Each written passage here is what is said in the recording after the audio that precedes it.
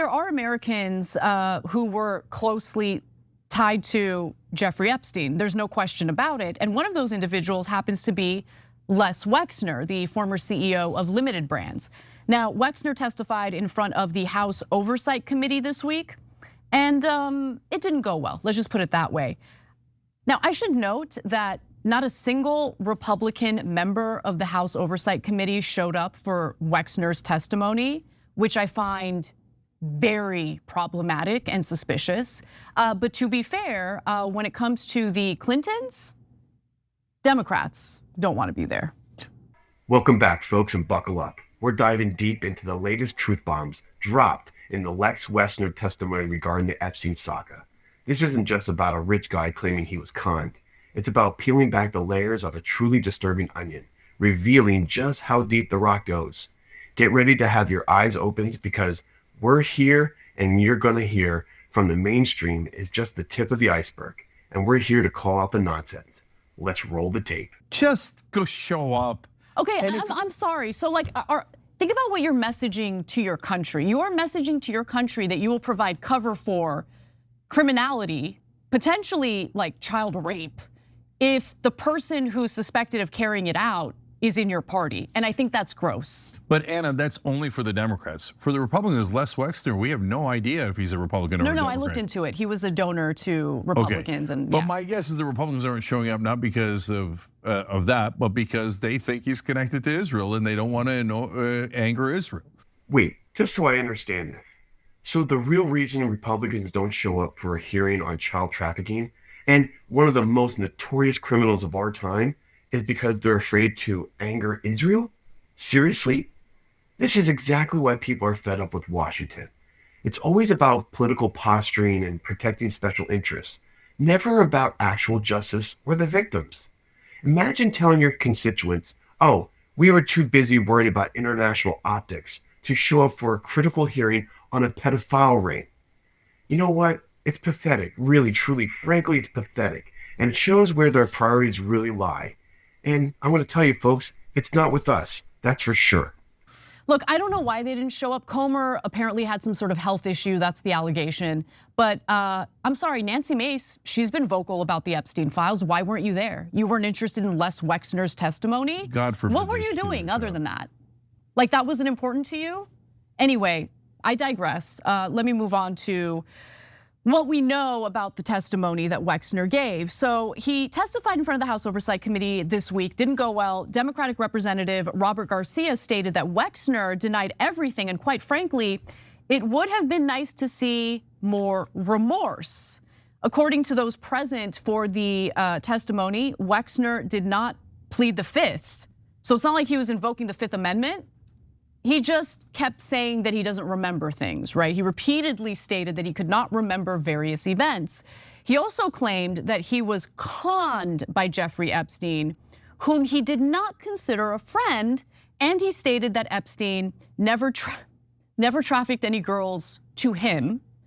The only thing Wexner said that is likely true is that he was never contacted by authorities during any prior US investigation into Epstein. I actually do happen to believe him on that.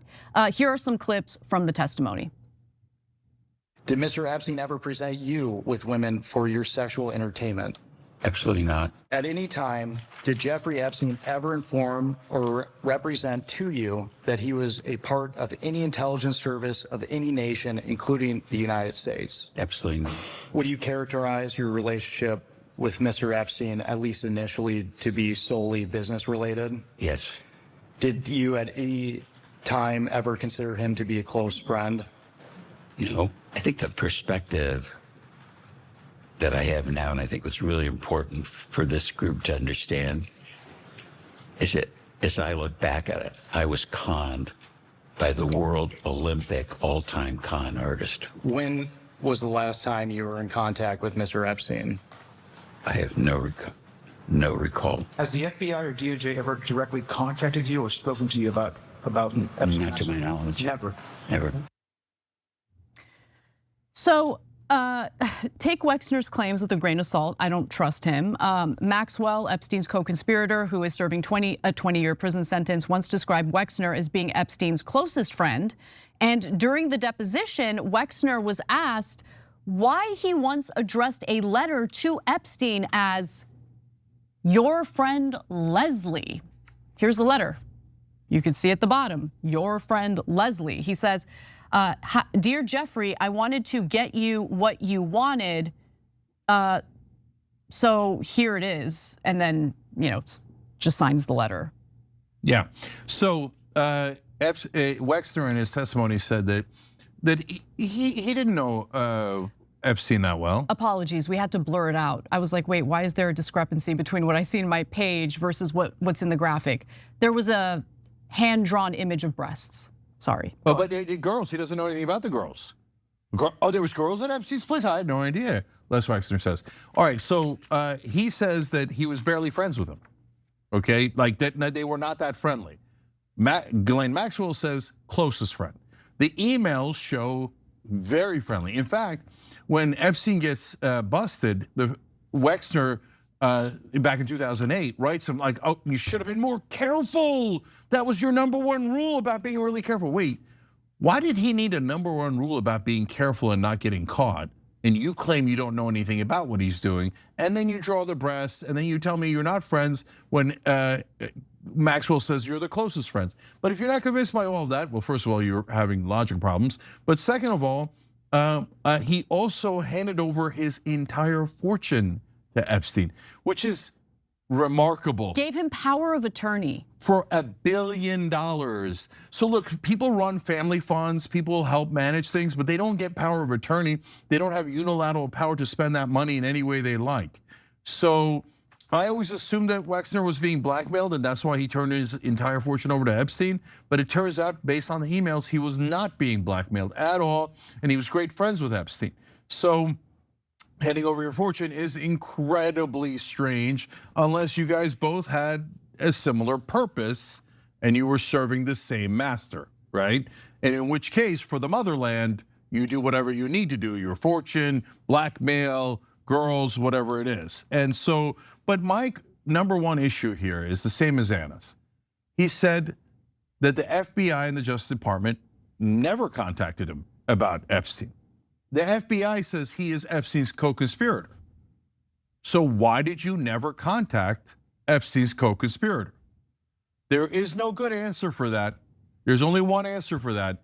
Our government is compromised. Every time they go to do an investigation of Epstein or any of his associates, somebody comes in from higher up in the government and goes, you're not allowed to touch them. So why do they say that? Who are they actually working for?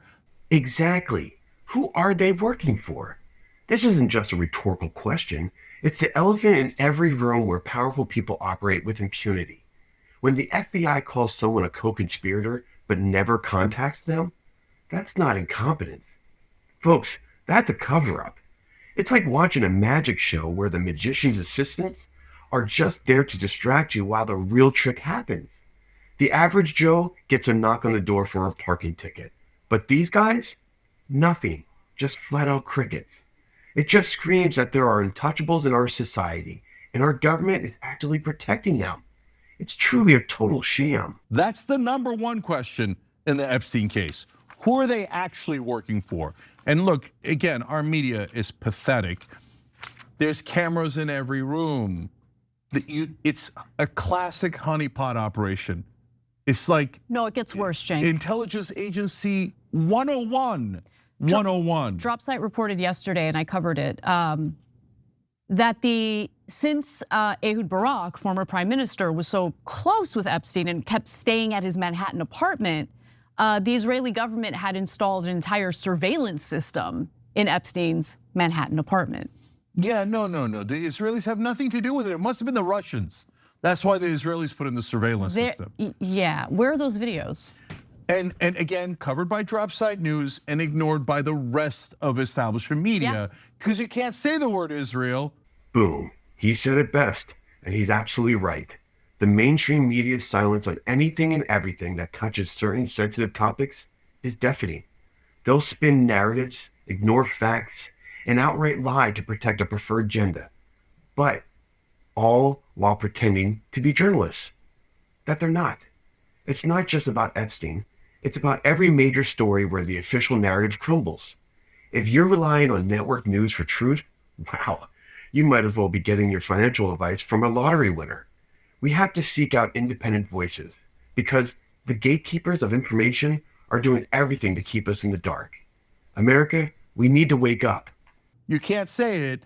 So, okay, I mean, eventually I guess the whole country's gonna watch this show and like more than the rest of cable news, because if you're watching anything, network news or cable news, you're literally actively being lied to. They're never going to tell you what's really happening because it involves Israel. And it is overwhelming, it is obvious, and there's a mountain of evidence. And there you have it, folks. Another layer peeled back from the onion of truth. This isn't just about one man.